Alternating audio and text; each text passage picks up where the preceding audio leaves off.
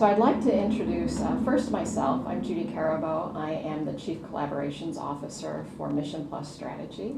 And then I'd like to introduce our four special guests for today. Bill Chin here to my left, he is the founder and artistic director for the Oriana Singers. The Oriana Singers began in 1979, bringing together a 6-voice configuration, presenting a wide range of a cappella music through critically acclaimed performances. This organization has approximately $55,000 in annual expenses and 1 paid staff member. Bill is also the chorus director for the Symphony of Oak Park and River Forest and the artistic director emeritus for Musica Youth Chorus. Cheryl Flinn, she is the treasurer on the board of directors for the Symphony of Oak Park and River Forest. Cheryl has been on the board of directors for 10 years. In addition to her board service, Cheryl is a member of the orchestra playing the violin. The mission of the symphony is to provide the opportunity, one, for orchestral and vocal musicians to perform symphonic works together at the highest possible level of artistry. 2, for all of the members of our diverse local community to experience symphonic music in live performances of high quality. And 3, to foster appreciation, understanding, and enjoyment of symphonic music by present and future generations. The symphony has approximately $110,000 in expenses and a part-time staff of 5. Barbara Cimaglio, she's the board president of the Oak Park Festival Theater, a nonprofit professional theater company located in Oak Park. Barbara has served on the board for 4 years. Oak Park Festival Theater has annual expenses of approximately $300,000 and employs 4 part-time staff members. All of their actors and production team are paid for their work. Oak Park Festival Theater performs timeless plays in distinctive spaces and creates empowering educational programming, fostering dialogue, strengthening relationship, and exploring the depth of human experience. And last but not least is Karen Kitto. She is the executive director of Musica Youth Chorus. Karen joined the organization in May of 2021. Located in Oak Park, Illinois, this agency has approximately $70,000 in expenses, 4 part-time staff members. Musica's vision is to educate and empower young singers to grow and express themselves joyfully through diverse and exceptional musical experiences, and to be a welcoming space where kids can develop and become a part of a singing community. So this partnership really, I think the 2 original members of this partnership are you, Bill, and Cheryl. So since you were, from the very beginning, a part of this partnership, kind of tell us about how you even began this, or how this even began, having this conversation around a partnership that really is focused on fundraising, which is very distinctive. This really grew out of a larger project that involved 20-some organizations, arts groups in the Oak Park River Forest area, and it was focused on exploring the possibilities of partnership. And I think that it was part of it was to look at our organizations and to kind of take a deep dive into what our capabilities were. But then we all came together at the end, and our facilitator, who was Mary Anderson, talked to us about some partnership possibilities that we should think of, one of which was in the area of audience development. And then the other one was fundraising, and the idea of a fundraising partnership was something that I think captured our imaginations a little bit, and we thought, well, this is interesting, and a certain number of the organizations decided to continue talking about it, and I think that was 7 organizations. And then, so this was in 2018, and then this final meeting, I think, happened in 2019. Sometime later that year, that number whittled down to the 4 that it is right now. So this was really generated by another project, and really inspired by the facilitator giving us the idea that maybe we should think about it. And it sounds like it was a long kind of journey, 4 or 5 years in the making to get to this, from the almost from the very first conversation to the actual signing of the agreement or the partnership. Yes, and the middle part of that 5-year period was really a lot of discussion about how would this really work, and it was really clear to us what the benefits could be, but we really weren't sure, like, how do we make this thing work on a regular basis.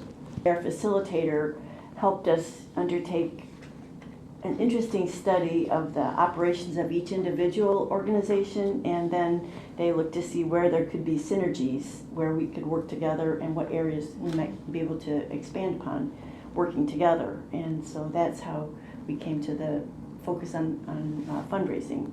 And as Bill said, we talked a lot about the practicalities of how often we would meet and who would be the representatives, and the discussion of how any funds generated would be split up among the organizations took a long time to do.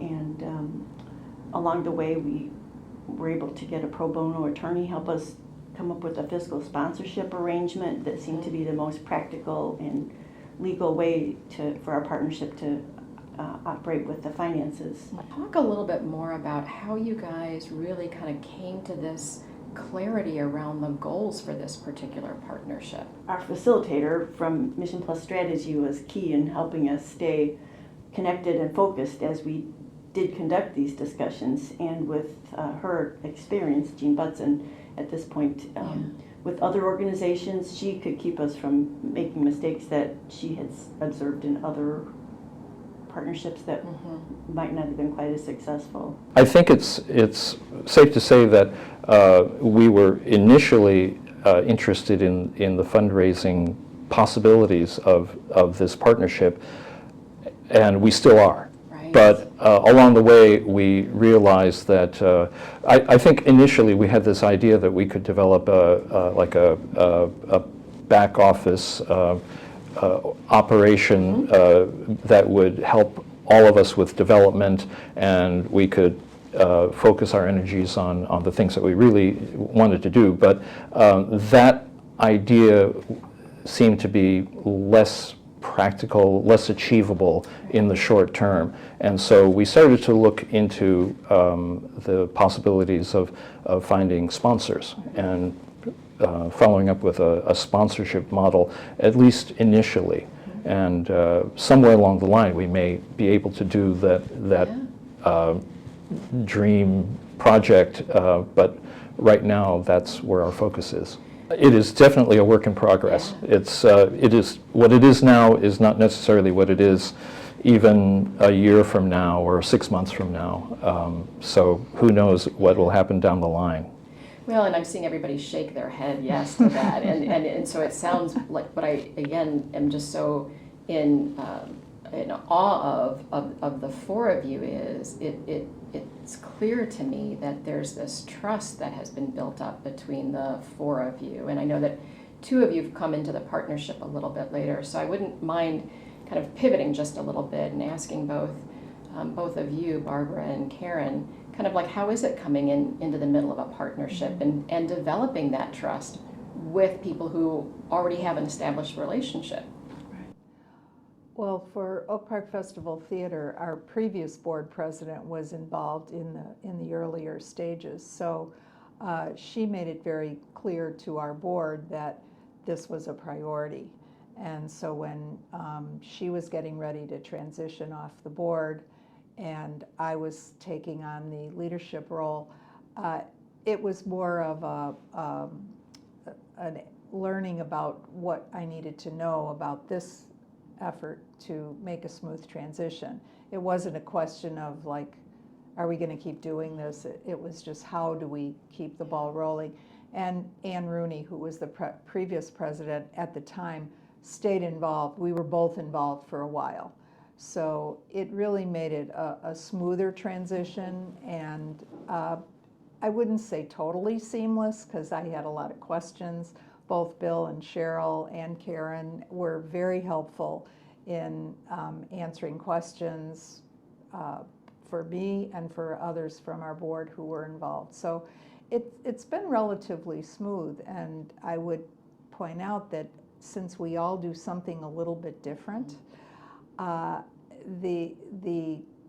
you know, part of the challenge is how, when you're doing different types of art, you really come together for any kind of partnership. So I think the challenges that I've experienced are the good ones that we have to struggle with together. But these folks have been wonderful to work with, and it helps that all of the organizations have a good reputation in the area. Yeah. So the question of trust is really, you know, these are solid organizations in the community. Well, and I would imagine that just the patience of being able to answer questions for new people coming into the partnership also demonstrates that, you know, respect and trust, and helps you build Absolutely. that in and of itself. And the other thing that I'm taking away from what you're saying is just this importance in making the partnership a priority, not with one individual, but within the whole organization. Yes, for us, that's important. We've had transition in our key staff, we've had transition in our board, and so it's been important that we try to educate everyone as they come in and stress that this is one of our priorities. Absolutely. Karen, do you want to share a little bit about your experience kind of coming into the partnership? Yeah, I was thinking earlier that part of what has helped us to clarify who we are and what we're doing is needing to clarify to me and to Barbara, and then me to my board, and Barbara to the rest of her team. So as conversations happen, that's when we start to gain some clarity. So when I came into Musica a couple of years ago, we had a previous name, and you know, my board president said, this is part of the deal. You're going to have to be, you know, a member of this thing. And she didn't necessarily understand how it was going to work. We were just right after COVID at the time. Everything had kind of been on hiatus, and it was like, okay, I've inherited this thing. Don't really understand it, but here we go. And I had the advantage of being from Oak Park, so knowing all of the organizations, and the trust was built in with that. And I had the advantage of knowing Bill, which meant that, okay, well, if Bill's in this, then we're going to be fine. So I really did kind of come in with very little clarity, but full trust somehow. Just jump in and it's going to be fine. Yeah. And it has been, I feel like, yeah, the fundraising of course is the key, but what's been thrilling to me is a parallel kind of dream and goal of really trying to do some collaborative work in simply getting the word out about the arts and extending our reach, and maybe learning who some of our new audience members can be. There could be people who've never come to Musica but have come to Oriana Singers and the Symphony, and this is a way to introduce them to my organization. So I think that aspect of it was a bit of a little unexpected, and really has been tremendously exciting. Yeah. So not just the fundraising element, but the brand awareness, and the increasing the brand awareness has been a real positive for all four of you and all of your organizations. Yeah, really. One of the things that might have helped us with inboarding their new people and getting some of that clarity was the project that we just conducted to find our new name and our logo. It was a branding project funded by a grant we were fortunate enough to receive. And so that helped us really talk about our vision for the organization and our mission statement and how we'd like to get there. And it was really kind of fun going through the exercises that our facilitator had us do to come up with some potential names and research them and bounce them around a little bit. And we did finally settle on our One Voice for Arts name and really exciting logo, and we had a fun launch event within our community to introduce ourselves. That, if I could piggyback on that for a minute, I think that branding exercise was really important for the theater. We have a person who works on our social media and branding and things like that, and she was able to get involved. A couple other people were able to get involved, so it was a more tangible thing that other folks involved with the theater could connect with, and I think that helped make the partnership more real to them. And that I hadn't thought about it quite in that way, but it turned out to be a really nice opportunity. And as Cheryl said, it led to a wonderful launch event that I think we were all very proud of how well that turned out.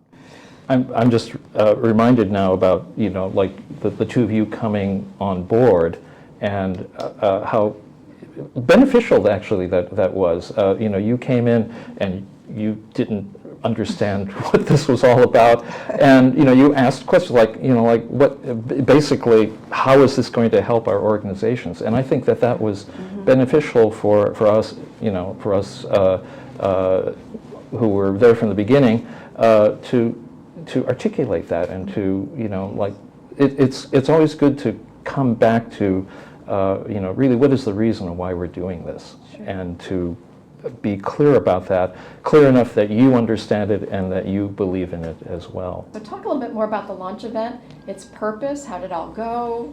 Did it live up to your expectations? This was 2 months ago, and I think we wanted to do it partly because very few people knew what this was. Those of us in our organizations were familiar with what we were doing, what we were trying to do, but the world didn't know, and it's really important for us, since what we are trying to do right now is to find sponsors, find people who are going to support us. We need to get the word out, and we thought that this was the best way to do it, and part of the event was a very brief little showcase of each of our organizations and what we do, so that people can see what it is, who are we, what is our level of artistry, and why should they support us. So that was the whole point. It was very tangible. It went from this theoretical, we could be a fundraising collaborative of some kind, to we really are a local arts organization, and we really do have artists, and come and check us out. And there were quite a number of individuals involved in the performance, the singers and several of our theatrical folks and the symphony. So people not only saw us and heard about One Voice, they also saw the folks who are actually performing in the community. So I think that was a lot of comments about, wow, I never realized all these things are going on, Yeah, which I is had exactly. from Musica parents who were like, there's a symphony in our Yes. Well, and it sounds like that partnership isn't just about the partnership, right? But it's also about how do you leverage each other, each other's organization individually as well. Yeah, it's the for lack of a better word, the tension between the individual things that our organizations are doing, and then the group effort to help all of us. That's something that we deal with all the time, and it was certainly something that we talked about a lot. So my next question is really going to focus on the board of directors. How did you build that buy-in originally? And then how do you sustain that as board members leave and come on? Well, for my part, there's a certain amount of personal investment that you make in this organization. Which is, you need to be willing to devote a certain amount of time and at least mental effort to thinking about One Voice for Arts, and that's something that for me, it's working with the board and bringing the board on board is a little bit like our talking about, like, what is it that we're trying to do, and being really clear about those goals, and having an idea of, in the future, this might be of benefit to us. And that's, being clear about that and getting everybody to understand that, I think is really important. think for the Symphony, report on One Voice activities is a regular part of each board meeting so that they're all apprised of it, even if they're not, if the individual board members aren't quite as involved as the steering committee representative on the One Voice. Everybody's aware of it. And since we are in a fairly small community, it's important for us to cooperate as much as we can. We're better together than we are individually, and our board recognizes that. And I think that's a value that we see in the other organizations too, that are part of our partnership. Yeah, I think the same experience. I have it on our agenda at every board meeting, an update. I've engaged our marketing committee chair so that he can feel a part and take some ownership and find other ways that others can participate. It takes a while. We have some new board members and they're just trying to learn about everything. So, but as Cheryl said, making it a part of everything, as Bill said, making it a personal commitment, people just say, okay, well, this is part of what we're working on. And haven't had any major issues. I think it's mostly just educating people and making sure they understand where we're headed. Yeah, we haven't had issues. There is certainly a personal commitment that I think my board senses from me. I'm thinking, what you're saying, that you do put yourself into it. I remember being home visiting my family and having our various logos and colors and taglines and sharing them with my family and trying to get their input on it. I remember talking with a friend about the arts pass and how might that work, and should it be this or should it be that, and what are some pitfalls and what's the purpose. And it's something that I'm thinking about reasonably often, and my board picks up on that, understands that if it matters to me, it should matter to our organization. And then, like with me, the board also simply trusts these other organizations. We're in Oak Park, we know these groups. My board president certainly knows these people and these organizations, so there's never going to be a sense of, I don't have to talk anyone into anything. I just have to do, as you all do, regular updates. It's part of every board meeting. Here's what One Voice is doing. Here's the latest. And also, the documents that Jean had us put together include signatures and a vote by the board in order to continue participating.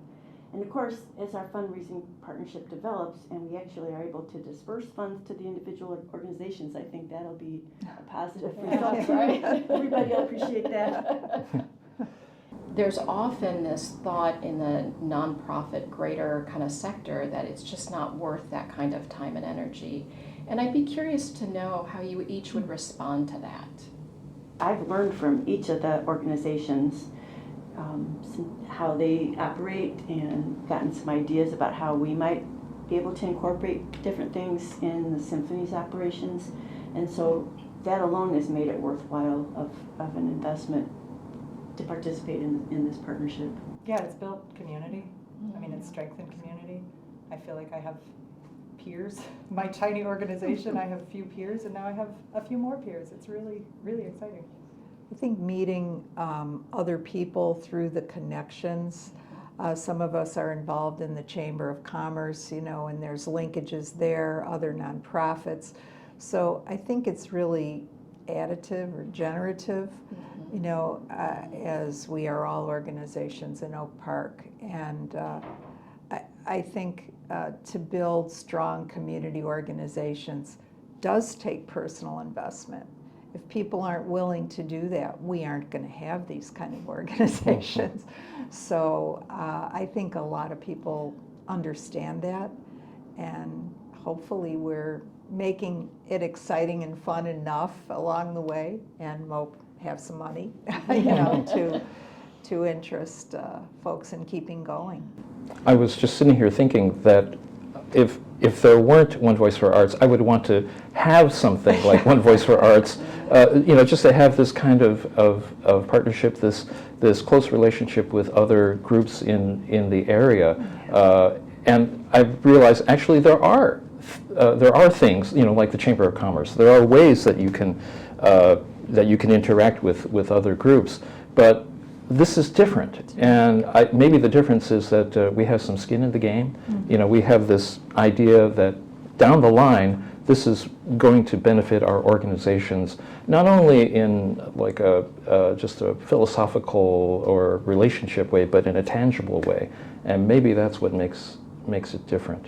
I think it's been very, very helpful for us to work together on our grant applications to get the facilitation for our branding and our operations agreement, because we had to define some of these different things about ourselves and how we operate and move forward. And I think developing the working relationship with the other steering committee members has been very helpful in keeping us involved and excited about our partnership. And it was a success because we, as Bill said, we did get a sponsor to help us pay for our launch party, so. That's exciting. Yeah. I think it's also worth saying the sponsor we got had been approached by some of us individually with less success, and yet together the response seemed to be far greater than I would have thought. I mean, the personal enthusiasm of the person who represented the sponsor, I think, was evident, tangible, and so that was exciting. I mean, that was motivating. We can do this, you know. It was great.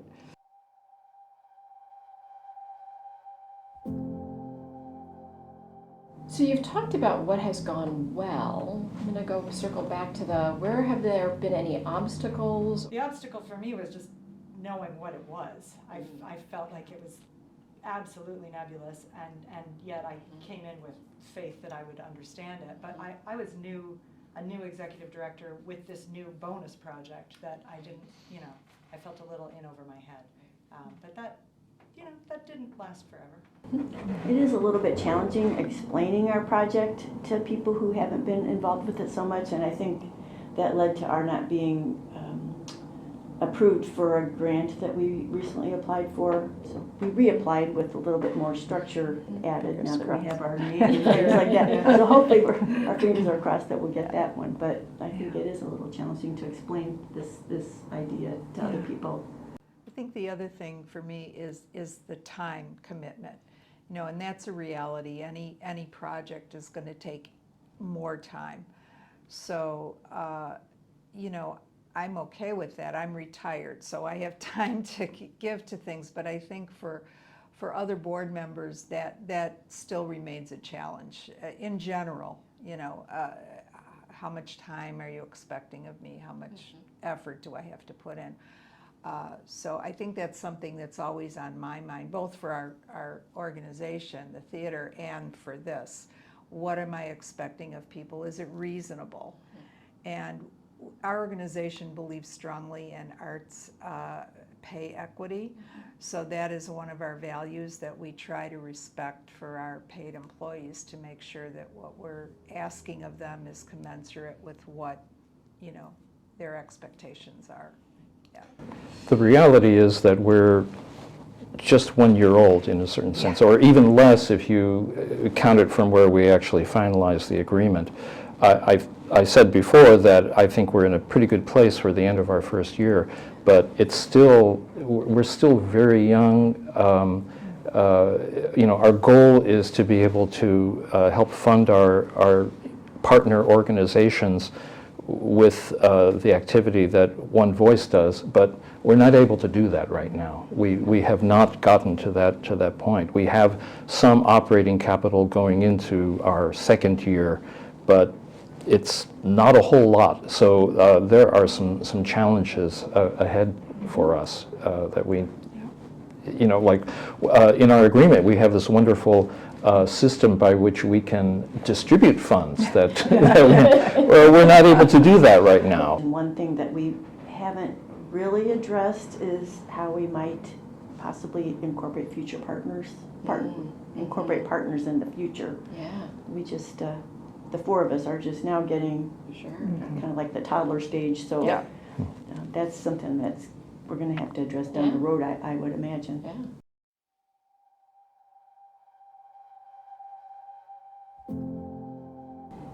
What pieces of advice would you give someone who is just beginning the journey that you're in progress. I mean, you've done at least the partnership, actually the technical side of it, and it's now beginning to be, cared for and cultivated. But what kind of advice would you give for those people who haven't even started that process yet and are just contemplating it? Take advantage of the Forefront program, the Mission Sustainability Initiative, because that will give you an opportunity to have really good professional advice to undertake this kind of a project. And there's 2 grants that I'm aware of. One is exploratory, for when you're just really starting out, and then the other one is implementation, for when you move a little bit further down the road.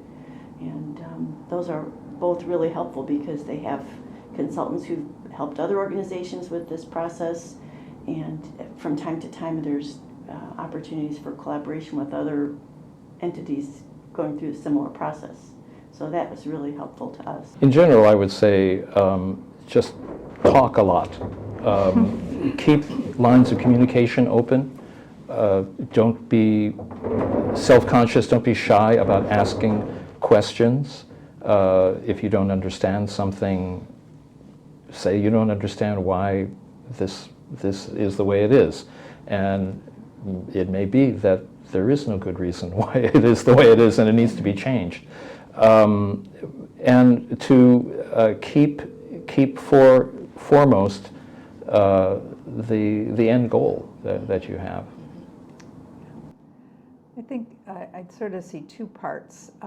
You heard us talk about, in the beginning, there were more organizations that were part of the initial exploration and some dropped out. So I think that's normal. You're going to check something out and say, I don't think we're ready for this, or this isn't going to work for me. And then once you decide you're in, then I think trying to always achieve clarity. Why are we here? What are we trying to do? And keep it simple. I think what makes so many projects become unreasonable is that they get too complicated, and then people get confused, and then they feel like, I can't do this. So I think, again, echoing what Cheryl said about the tools and the facilitation has allowed us to keep on track, keep focused, and keep it simple, and then evolve at the pace that is right for this, which is going to be different for each project, depending on the work you're doing and what you're trying to achieve in the partnership. You have to get lucky. You really have to get lucky.